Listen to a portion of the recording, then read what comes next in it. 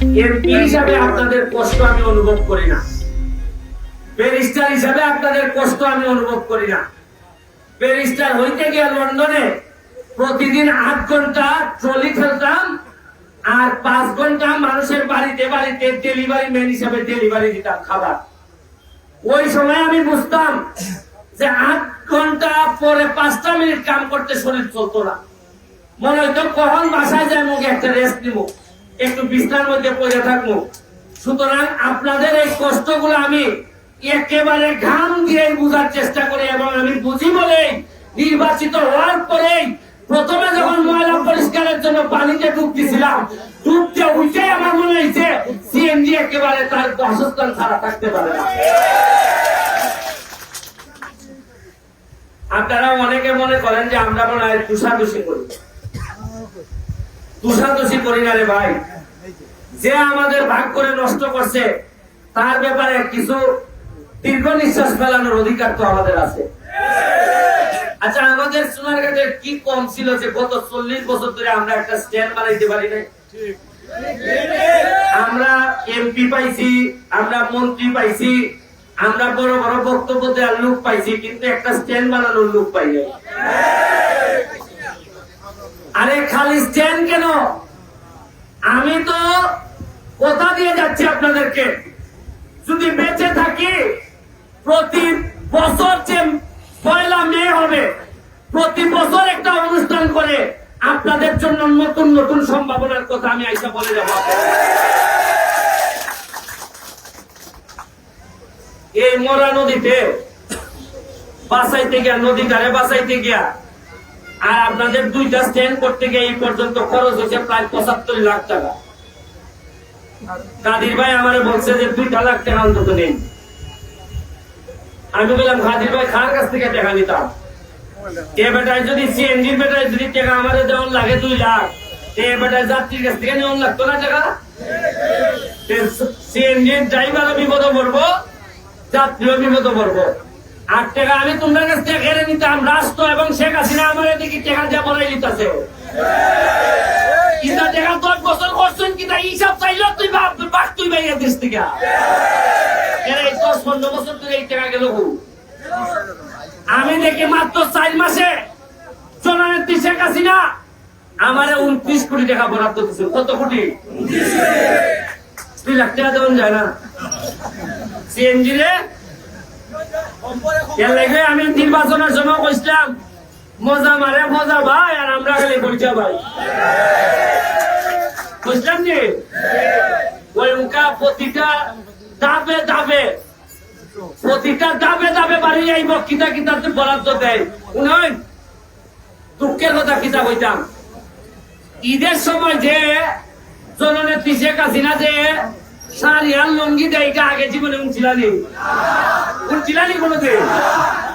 এবার আমি ঘোষণা দিয়া কইলাম জননেত্রী শেখ হাসিনা 400 শাড়ি দিছেন আর এই লঙ্গি উঙ্গি দিছেন। আমি কিতা করলাম, সবাই দিয়া বর্তন করে ইউনিয়নে দিয়া সাইডে দিলাম। আমি কিন্তু ঘরে ঘরে গিয়ে দিতার মনে কিরাত মজা এরা পাইছে। আগে যারা জীবনের শাড়ির কথা কইছে না, পুরাটাই মাইনে দিচ্ছেন মনে হয়। এরই আসতে কয় শাড়ি দিছেন ঠিক, ওই 2টা শাড়ি বন্ধুর বলে দিলেছে। মানে আমার কেটা কেটা কয় ওই ইতিহাসে কিতা কাম করতা, এটা তুই মাইরে দেওনি বেলা ভাই, মাইরে দিলে খেয়াল জানলো না। আর ওকে দিছতে বন্ধুর বলে দিলাইছ। এরপরেও নয়, আমি ব্যারিস্টার সুমন, আমার বাপ বাচ্চা আসেননি বাচ্চা। আমার ভাই দেশে তখন তাহলে লন্ডন, আমার সব বই তখন পুরানো কানাডা আমেরিকা। আমার বউ বলা বলিও নাই, আমার ভাই নাই, আমার চাচা নাই, আমার মামু জেলাইন আসবে নিলেন সব বলে গিয়ে আপনার মেসাব ওই পোকাওরা শুনছেন নি কোনোদিন আমার কোন মামুন না। এর বড় আমি যে আপনারা কিছু লোক লইয়া চলে, এরা কিলায় আপ তুলে লাগছে, কিলায় ওই কিতা কয় হারভেস্টার মেশিন কিনে লাগছে। আল্লাহ যে বাঁচাইছেন, যদি আমার বাইন চাস্তুর বাইন থাকতো ডেলি মনে আমার একবার ওখানে ছেড়ে দিলাম। এখন আমার সাথে যারা থাকে ভাই, আমি না ওই সিদ্ধান্ত নিছি আগুনে ভুইরা যতদিন এমপি আছি একটা টাকা বানাইতাম না। কিন্তু আমার যারা খাদির ভাই আমার সাথে আছে, সাজিদ আমার সাথে আছে, সিএনজি সেক্রেটারি, এরা কি আমার মতোই বাবা? আমার পিছে যারা আছে এরা কি সংসার নাই? এরা কি একটা উনানে আবেদন করলে অসুবিধা আছে? এই আবেদনে এরা করতে পারতো না। আর হবিগঞ্জের কিছু লোক এরা আমরার সম্পদ খায়। এখন আমরা কোন পালা নেতা তৈরি হইলে কেমনে সংবাদপত্রের নিউজ ইটাইতে করে আমরা নেতা লাইন নষ্ট করতো, ইটার লেগে এরা বোঝে না। এমন কোন ব্যবসা বাদ আছে হবিগঞ্জে যায় না? পার্সেন্টেজ যায় না? শ্রীমঙ্গল যায় না পার্সেন্টেজ? বলে না একটা জিনিস শুনুন, এটা হইলে তো বেলা আমি খাইতে খুব।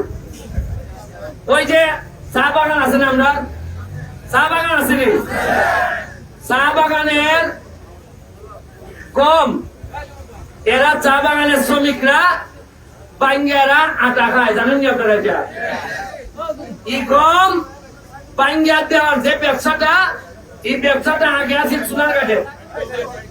এই ব্যবসাটা বাড়ি দিয়ে লয়ে গেছেন গিয়া শ্রীমঙ্গলের লোকে, উনানের লোকে। এখন নেওয়ান জ্ঞানে এখন সোনারঘাটের মানুষ আমার ইয়ে হইতেছে, কয় ভাই শ্রীমঙ্গলের মানুষে এরার বাগানের ব্যবসা করে, আবার আমদার বাগানের ব্যবসা করে। আমদার কি সোনারঘাটের মানুষের কি সোনারঘাটের ব্যবসা করার অধিকার নাই? এই কথা কইল সাইদিটা মানুষে কয় কয় যে আমরা সোনারঘাটের মানুষে বলে সান্দাবাজি আলাদা করছে।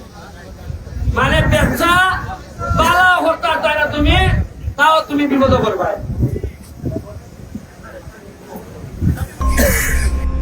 মিশন 90 সংবাদের পিছনে নয়, ভিতরে ছুটি।